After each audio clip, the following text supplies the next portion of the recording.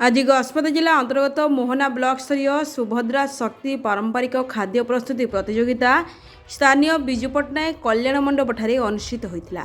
यह प्रतियोगिता मोहना ब्लॉक 9टी महिला स्वयं सहायक दल अंशग्रहण करते।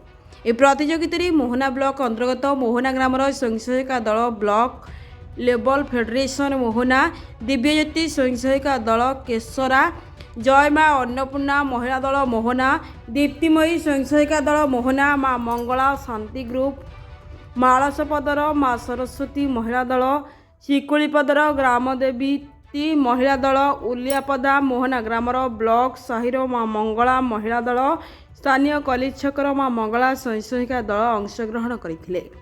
सेतिमध्यरु केशरा ग्रामर दिव्यज्योति महिला दल प्रथम स्थान अधिकार करी पुरस्कृत होइथिबा बेले द्वितीय स्थान रखी मोहना ग्रामर ब्लॉक लेवल फेडरेशन ग्रुप पुरस्कृत होइथिबा जणा पड़िछि।